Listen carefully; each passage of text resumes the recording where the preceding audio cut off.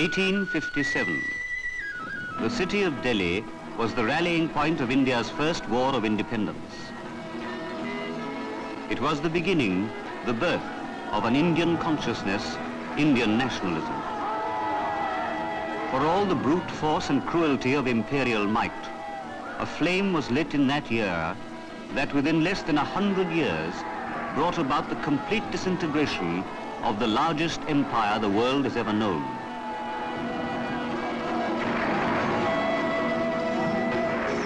The Emperor of Hindustan, Bahadur Shah Zafar, was humiliated, exiled, and his two sons murdered in cold blood. All of India was humiliated. But there were those who did not lose faith. Those who, like the Rani of Jhansi, who fought to the death with splendid courage.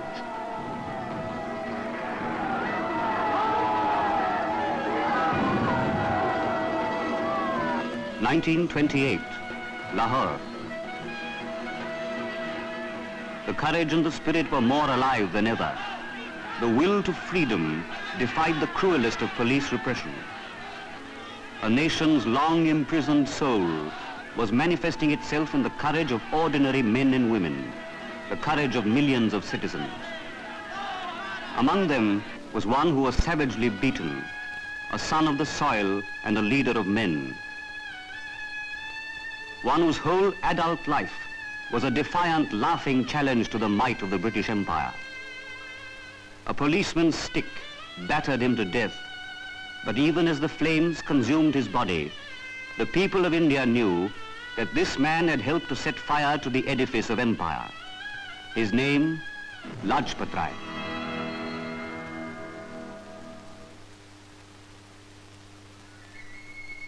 Dhudike is a small village in Punjab, no different to thousands of others.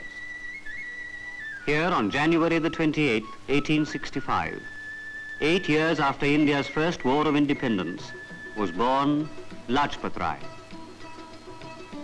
His parents did not even dream that he would one day be called the Lion of Punjab. His parents were poor. Lajpat Rai's mother was illiterate, but a woman of character, deeply religious and utterly devoted to her family. Lala Radhakishan, his father, was a village schoolmaster. This diary records the date on which his son was born. Lajpat Rai was a precocious child who worked hard at his books and did very well at school, but his father hadn't the means to send him to university. As a young lad of 15, he came to Lahore, where he joined the well-known government college for law. He secured a diploma which enabled him to practice in the junior courts. A few years later, he passed his pleadership examination. This permitted him to start practice in the district courts of Hisar.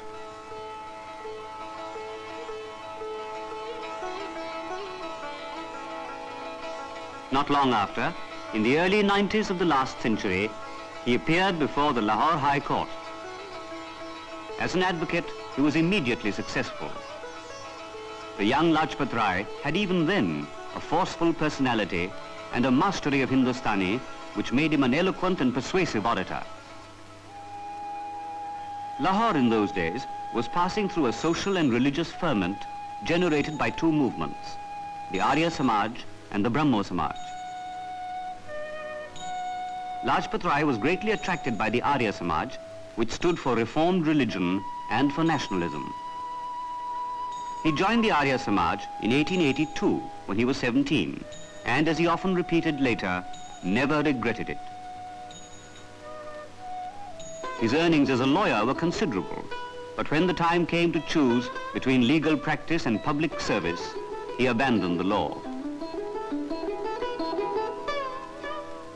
This combination of public service and a political life was chosen also by some of his contemporaries, notably Tilak, Annie Besant, and Dadabhai Nauroji. Lajpat Rai was a voracious reader and something of a scholar. He wrote the biographies of Mazzini and Garibaldi. of Lord Krishna, Shivaji, and Swami Dayanand.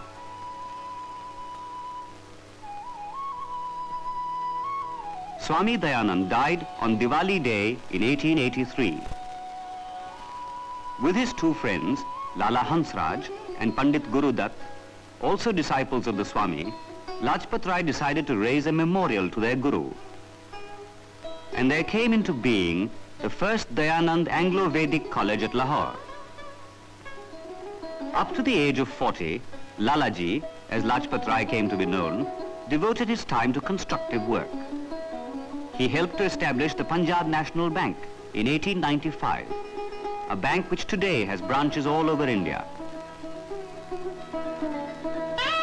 In 1897, he went to the aid of the thousands who suffered in the Rajputana famine. Starvation and death moved him to intensify his efforts in the cause of the common man. In 1904, he organized relief work after the Kangra earthquake.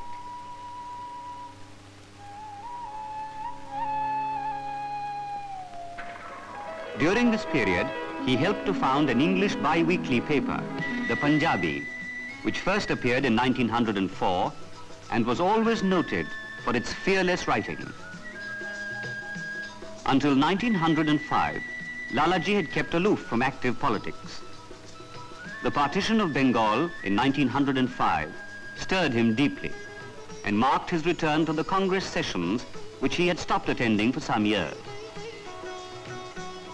He plunged into active politics, and with Bal Gangadhar Tilak and Bipin Chandra Pal, he was soon recognized as a national leader of daring and boldness. The trinity was known as Lal, Bal, Pal. At the Congress session of 1905, the radical Lalaji broke with Gopal Krishna Gokhale, who headed the moderate group. He did not believe in begging for freedom. He called upon his countrymen to be more assertive and self-respecting. At the Calcutta session of the Congress, presided over by Dadabhai Nauroji, Lalaji supported the famous fourfold resolution on Swaraj, Swadeshi, boycott of British goods, and national education. In Punjab, political unrest was growing. The British government's colonization bill stirred the people of Layalpur, Montgomery and Multan, mainly soldiers and ex-soldiers of the Indian Army. Lalaji headed the campaign against cooperation with the British. His co-leader was Ajit Singh, uncle of Bhagat Singh, the personification of great revolutionaries. The lion of Punjab had begun to roar. The villagers of Punjab were awakening to the cause of freedom.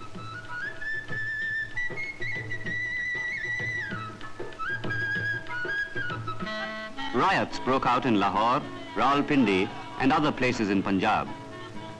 It was a fateful year, 1907, the 50th anniversary of the First War of Independence. The British Raj, panicking, resorted to the deporting of Indian leaders without trial. Lajpat Rai and Ajit Singh were deported to Burma and detained in the Mandalay fort.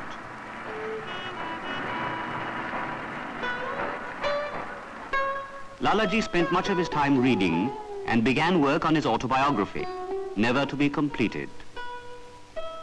As a result of an outcry in India and in England against arbitrary deportation without trial, the two revolutionaries were released. For the next 6 years, until the eve of the First World War, Lalaji was engaged in social service. Schools and colleges were opened for boys and girls, hospitals, orphanages, and widows' homes were established. The campaign against the caste system was intensified.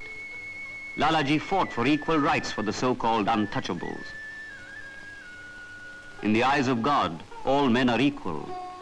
It should be so in the eyes of man, too.